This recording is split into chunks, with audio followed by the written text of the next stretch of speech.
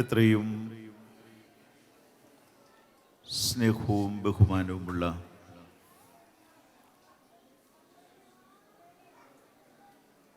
Salalah Christian orthodox സഭയുടെ വികാരി reverend father P O Mathai അച്ഛൻ, ഈ ക്രിസ്മസ് കരോൾ സർവീസ് ഇത്രമാത്രം ഭംഗിയാക്കുന്നതിന്, ഇതിൻ്റെ ചുക്കാൻ പിടിച്ച് ഇതുവരെയും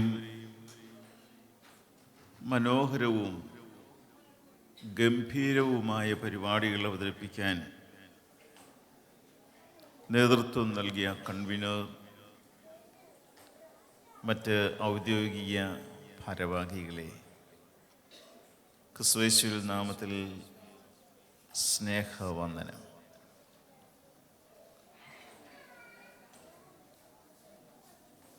ഇനിയും ഒരു സന്ദേശം പറയുക എന്ന് പറയുന്നത്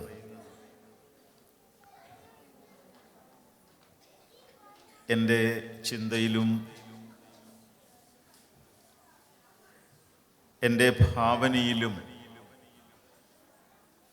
ഒക്കെ ഇവിടെ നടന്നതായ ഓരോ പരിപാടികളിലും യേശുക്രിസ്തുവിൻ്റെ ജനനത്തെ വിളിച്ചറിയിക്കുന്ന സന്ദേശങ്ങൾ നൽകിക്കഴിഞ്ഞു എന്നത് യാഥാർത്ഥ്യമാണ്.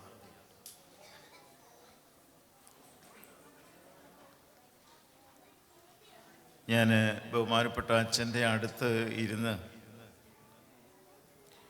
ഇവിടെ നടക്കുന്നതായ സ്കിറ്റുകളും ഡാൻസുകളും പാട്ടുകളും ഒക്കെ ആസ്വദിക്കുക. അതിൽ ഞാൻ പറയാൻ ഈ കഴിഞ്ഞ ദിവസം മുതൽ ഒരുങ്ങിയതായ എല്ലാ കാര്യങ്ങളും, വാക്കുകൾ പോലും ഇവിടെ അവതരിപ്പിച്ചു കഴിഞ്ഞു. അതുകൊണ്ട് ഇനി ഞാൻ പറയാൻ പോകുന്ന കാര്യങ്ങൾ ഒരു മേമ്പൊടി മാത്രമാണ്.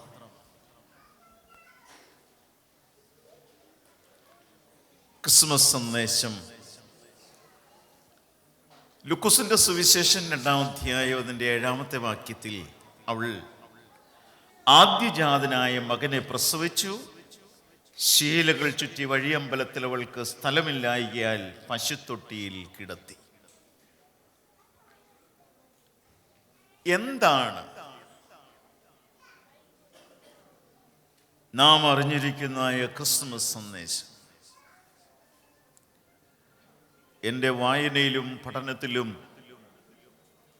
മനുഷ്യനെ തേടിയെത്തിയ ദൈവത്തിൻ്റെ ചരിത്രത്തിൽ നിന്നും ആർക്കും മാറി നിൽക്കുവാൻ കഴിയാത്ത സത്യമാണ് ക്രിസ്മസ് എന്ന സന്ദേശം. ദൈവത്തിൻ്റെ വചനവും മനുഷ്യൻ്റെ പ്രതീക്ഷയും തമ്മിൽ യോജിച്ചപ്പോൾ മറിയയുടെ അപവാദത്തിനും യോസെഫിൻ്റെ ആശങ്കയ്ക്കും അന്ത്യമുണ്ടായി.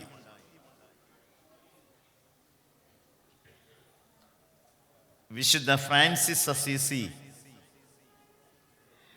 പുൽക്കൂട് സജ്ജീകരിക്കുന്ന സമ്പ്രദായത്തിന് പ്രചാരം നൽകിയപ്പോൾ 1000 തവണ യേശു പുൽക്കൂട്ടിൽ പിറന്നാലും നമ്മുടെ ഹൃദയങ്ങളിൽ പിറക്കുന്നില്ലെങ്കിൽ എന്ത് ഫലം എന്ന് ചോദിച്ച ഒരു ചോദ്യം കിടക്കുന്നു. ജീവിതം ഇന്ന് കൃത്രിമമായ അനുഭവങ്ങളിലൂടെ ഓടിക്കൊണ്ടിരിക്കുമ്പോൾ എന്താണ് നമ്മൾ ക്രിസ്തുമസിന് നൽകുന്നതായ പ്രാധാന്യം എന്നോർക്കാൻ നമുക്ക് സാധിക്കും. ചുരുങ്ങിയ ചില മിനിറ്റുകൾക്കുള്ളിൽ വാക്കുകൾ അവസാനിപ്പിക്കാമെന്ന് ഞാൻ വിചാരിക്കുകയാണ്.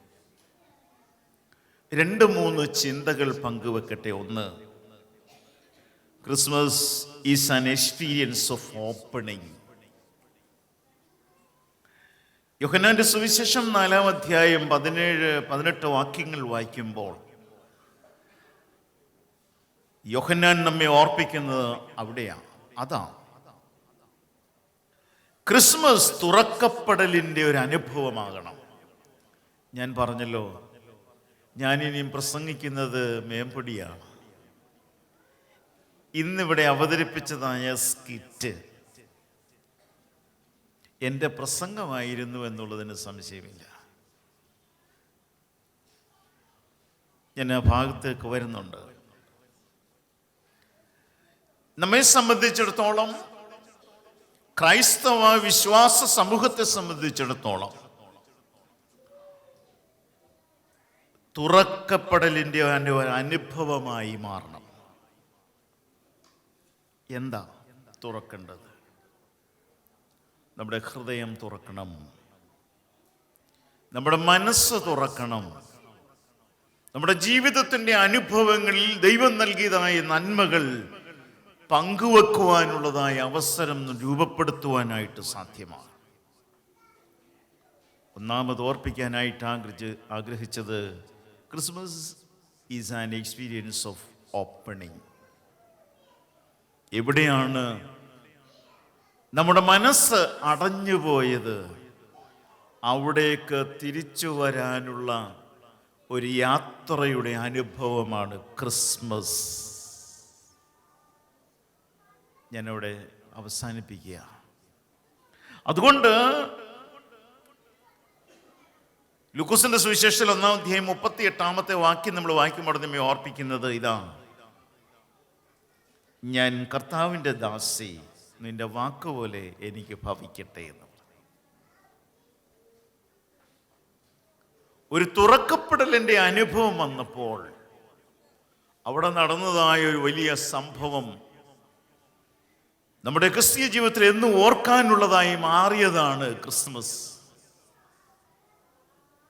അതാ ചരിത്രം. അടഞ്ഞ സത്രമല്ല, അടച്ച സത്രമാണ്. തുറന്ന സത്രത്തിലാണ് ക്രിസ്തു ജനിക്കുന്നതും സന്തോഷവും സമാധാനവും നിറയുന്നതും അവിടെയാണ്. അതുകൊണ്ട് മറ്റുള്ളവർക്ക് വേണ്ടി തുറന്നു കൊടുക്കുവാൻ മനസ്സില്ലാത്ത ജീവിതത്തിൽ ഒരിക്കലും ക്രിസ്മസ് ആസ്വദിക്കുവാൻ സാധ്യമല്ല. ഇതാ ഇവിടെ അടഞ്ഞു കിടക്കുന്നതായ സത്രമാകാണത്. ജീവിതത്തിൻ്റെ അനുഭവത്തെ വിശുദ്ധ വേദപുസ്തകം വെളിപ്പെടുത്തുവാൻ ആഗ്രഹിക്കുന്നു ക്രിസ്മസ് സന്ദേശത്തിൽ.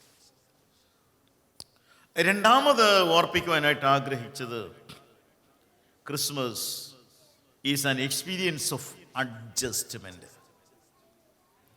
ക്രിസ്മസ് വിട്ടുവീഴ്ചയുടെ മനോഭാവമാകണം. എളിമയുടെ പ്രതീകമാണ് വിട്ടുവീഴ്ച. തിരുത്തലിൻ്റെ പ്രതീകമാണ് വിട്ടുവീഴ്ച. വിനയത്തിൻ്റെ സ്വഭാവമാണ് വിട്ടുവീഴ്ച. സ്നേഹത്തോടുകൂടിയ സഹകരണം ശക്തിപ്പെടുന്നതാണ് വിട്ടുവീഴ്ച. യോസെഫിനെ തിരിച്ചറിയുന്നതിനുള്ള കൃപ ലഭിച്ചു എന്നുള്ളതാണ്. ഇന്ന് നാം അഭിമുഖീകരിക്കുന്ന ഈ ലോകം എത്രയോ ഭയാനകരമായ ലോകമാണ്. എത്രയോ വിവാഹ ആലോചനകൾ കഴിഞ്ഞ് തകർന്ന് തരിപ്പണമായി പോയതായ എത്രയോ അനുഭവങ്ങൾ. ഞാൻ അതിനെക്കുറിച്ചൊന്നും വിവരിക്കാനായിട്ട് ആഗ്രഹിക്കുന്നില്ല. വിട്ടുവീഴ്ചയുടെ മനോഭാവം. Christmas is an experience of adjustment. നമ്മൾ എവിടെയാണ് അഡ്ജസ്റ്റ്മെന്റിന് പരാജയപ്പെട്ടത് എന്ന് തിരിഞ്ഞു നോക്കുന്ന നിമിഷമാണ് ക്രിസ്മസ് എന്നത് വ്യക്തമായി ഓർപ്പിക്കുക. അഡ്ജസ്റ്റ്മെന്റ് ചെയ്യാൻ ഒരുപക്ഷെ ചിലപ്പോൾ പ്രയാസമായിരിക്കാം. ജീവിതത്തിൽ പ്രതിസന്ധികളും പ്രയാസങ്ങളും ഞെരുക്കങ്ങളും നേരിടുന്നതിനുള്ള സന്ദർഭമായിരിക്കാം. ഒരു അഡ്ജസ്റ്റ്മെന്റ് ചെയ്താൽ എത്രയോ വലിയ പ്രതിസന്ധിയിൽ നിന്ന് വിടുതൽ ലഭിക്കാനായിട്ട് സാധിക്കും. പ്രിയരെ, Christmas an experience of adjustment.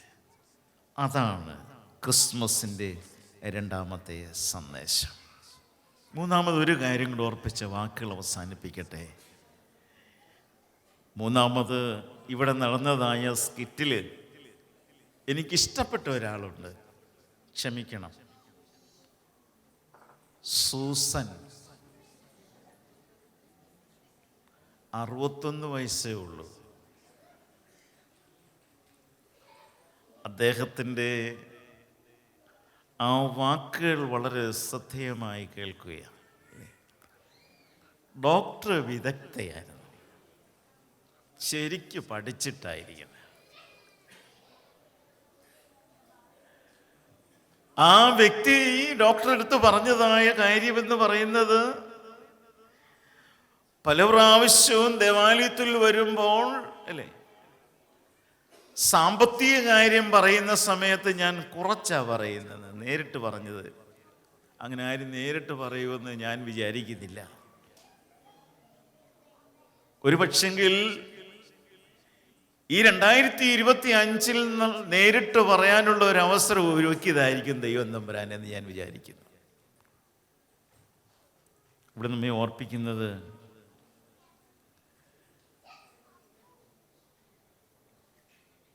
Christmas is an experience of wilderness. വിശാലതയുടെ അനുഭവം രൂപപ്പെടണം ക്രിസ്മസ്. അതാ ആ സൂസൻ ഓർപ്പിച്ച മെസ്സേജ്. ഒരു വിശാലതയിലേക്ക് നമ്മെ ഇത്രമാത്രം കരുതിയ ദൈവത്തിൻ്റെ മുൻപിൽ, ഇത്രയും കരുതിയ, നമ്മെ പരിപാലിച്ച, നമ്മുടെ ആവശ്യങ്ങളുടെ മേൽ അത്ഭുതം പ്രവർത്തിച്ച ദൈവ സ്നേഹത്തിൻ്റെ മുൻപിൽ നിന്ന് നമ്മൾ മാറിപ്പോയിട്ടുണ്ടെങ്കിൽ, അല്പമായി കുറഞ്ഞു പോയിട്ടുണ്ടെങ്കിൽ, നമ്മുടെ വിശാലതയിലേക്ക് ഒന്ന് തിരികെ വരാനുള്ള അവസരം നമുക്ക് ഒരുക്കാൻ കഴിയണം. അതാണ് നമ്മുടെ ക്രിസ്മസിൻ്റെ സന്ദേശം. അതുകൊണ്ട് എനിക്ക് പ്രിയമുള്ള എല്ലാ വിശ്വാസ സമൂഹമേ, ഈ രാത്രിയിൽ എനിക്ക് ഓർപ്പിക്കാനായിട്ട് ദൈവം തന്നതായ ആലോചന വളരെ വ്യക്തമായി ഓർപ്പിക്കട്ടെ. Christmas is an experience of opening. നമുക്കൊരു തുറക്കപ്പെടലിൻ്റെ അനുവാദം ദൈവം തന്നിരിക്കുകയാണ്. ഒന്നും പിടിച്ചു വെക്കരുത്. ആ സൂസൻ ഈസ് ദ മെസ്സഞ്ചർ. സംശയമില്ല, നമ്മുടെ ഇടയിലെ ഒരു മെസ്സഞ്ചറായി തീരട്ടെ എന്ന് ഞാൻ പ്രാർത്ഥിക്കുകയാണ്. ഈ സ്കിറ്റ് അവതരിപ്പിച്ച ആ പ്രിയപ്പെട്ടവരോടുള്ള സ്നേഹവും നന്ദിയും കടപ്പാടും ഞാൻ അറിയിക്കുകയാണ്. കാരണം